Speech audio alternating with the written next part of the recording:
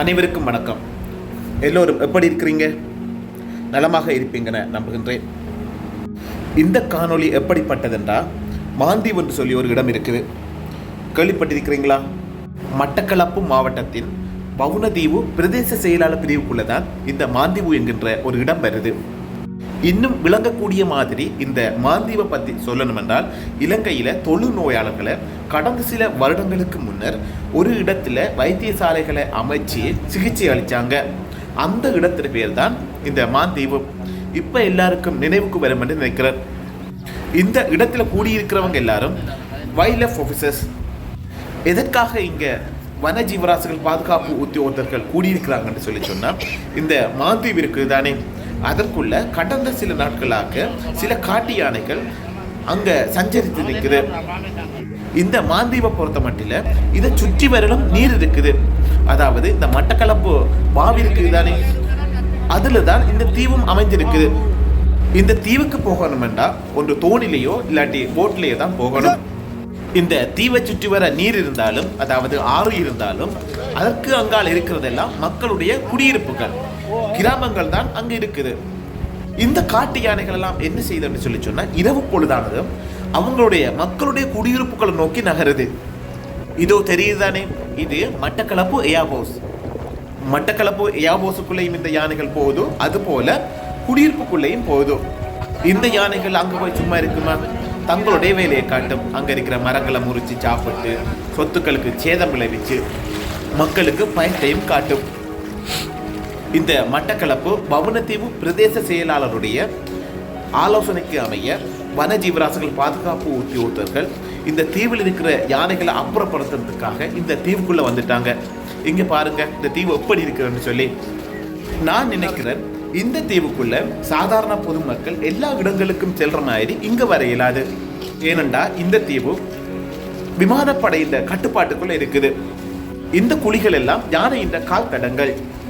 இந்த காணொலியை தொடர்ச்சியா பார்த்தீங்கன்னு சொல்லி சொன்னா, இந்த தீவுக்கு போக முடியாதவங்க எல்லாம் இதை பார்த்து கொள்ளக்கூடியதாக இருக்கும். அதாவது இந்த தீவு எப்படி இருக்கிறது என்றதை புரிஞ்சு கொள்ளக்கூடியதாக இருக்கும். இந்த தீவுல யானைகள் மட்டுமில்ல, ஏகப்பட்ட பறவைகள் இருக்குது.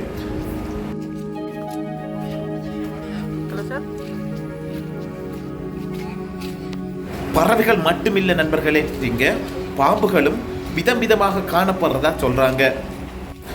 தீவின் நடுவில் ஒற்றையடி பாதை ஒன்று போகுது. அதுக்கு இரண்டு பக்கத்திலையும் பச்சை காடுகளும் பெரிய மரங்கள் நிறைந்ததாக தான் காணப்படுது. மனிதர்களின் நடமாட்டம் இந்த தீவுல இல்லாததால பார்க்கறதுக்கு அழகா இருக்குது. உண்மையிலேயே ரம்மியமா இருக்குது இந்த காடுகளை பார்க்கும்போது. யானைகளுக்கு தேவைக்கும் அதிகமான உணவு இந்த தீவில் இருக்குது. இந்த மிஷன் தொடங்குறதுக்கு முதல் லேசான மழையும் பெய்தது. தொழுநோய் வைத்தியசாலை எல்லாம் இப்ப உபயோகத்தில் இல்லை, எல்லாம் பட்டைகளால மூடி காணப்படுது. நீங்க பார்க்குற இந்த வியூ ட்ரோன் மூலமாக எடுக்கப்பட்டது. எப்படி இருக்குதுன்னு சொல்லி பாருங்க. மனிதர்களுடைய நடமாட்டம் இந்த தீவுல இல்லாததால இந்த தீவு முற்றுமுழுதாக காட்டு யானைகளால ஆக்கிரமிக்கப்பட்டிருக்குது. இதுவரைக்கும் நாங்க எந்த ஒரு யானையும் காணல, ஆனா ஏகப்பட்ட பறவைகளை கண்டிருக்கிறோம். இந்த தீவிலிருந்து யானைகளை வெளியேற்றுறது அவ்வளவு இலகுவான காரியம் அல்ல. காட்டு யானைகள் மற்ற விலங்குகளை போன்றதல்ல. இது மூர்க்கத்தனமானது. ஒருத்தரை குறி வச்சு விரட்ட வெளிக்கிடும் என்றால் பெரும்பாலும் அது உயிராபத்தில் தான் முடியும். இந்த அதிகாரிகள் இருக்கிறதோ ஒரு தீவு, அவ்வளவு இலகுவாக ஓடி தப்ப முடியாது. இது அந்த தீவில் இருக்கிற சேர்ச் எப்படி இருக்குதுன்னு சொல்லி பாருங்க. ஆங்காங்கே யானை வெடிகளை போட்டு இந்த யானைகளுடைய அசைவுகளை அவதானிக்கிறாங்க. யானைகளை கண்டுபிடிக்கிறதுக்கு பாதைகள் இல்லை, காட்டு வழியாகத்தான் இந்த அதிகாரிகள் சென்றாக வேண்டி இருக்குது. இதோ பாருங்க, 2 பேர் ஒலிக்கிறாங்க. ட்ரோன் மூலமா பார்ப்போம். இதுவரைக்கும் இந்த 2 காட்டு யானையைத்தான் கண்டிருக்கிறோம். இவங்க 2 பேரும் பட்டைகளுக்குள்ளால ஒளிச்சு தான் தெரியுறாங்க. இன்னும் ட்ரோனை மேலுக்கு கொண்டு போறோம். அப்ப இந்த தீவின் அமைப்பை எல்லாரும் பாருங்க எப்படி இருக்குதுன்னு.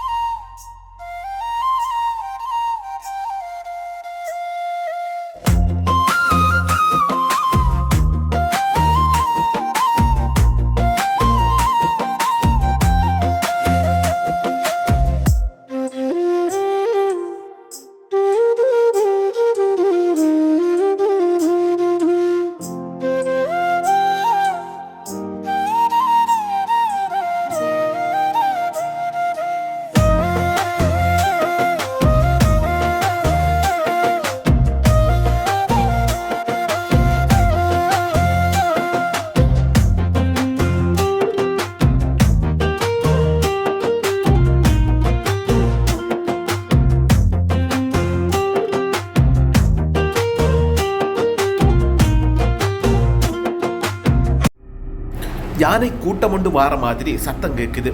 பொறுத்திருந்து பார்ப்போம்.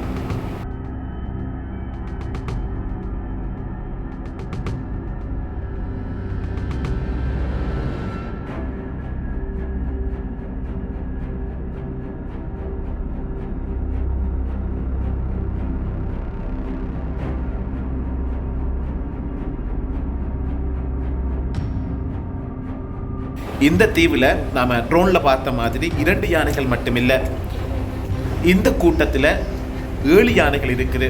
மொத்தமாக 9 யானைகள் இந்த தீவில் சுற்றி திரியுது.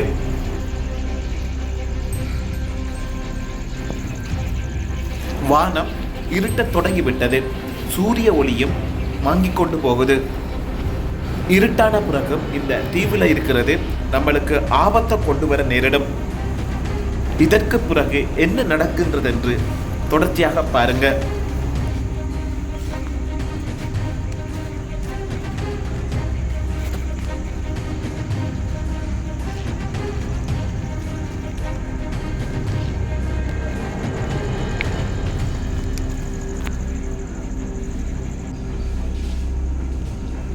வர தண்டக்காக அது தண்டக்காக்கான் அது நிற்கிதையா போகலையா?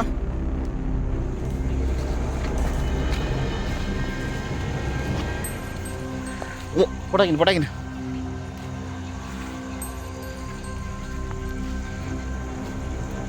பிடின்னு போட்டா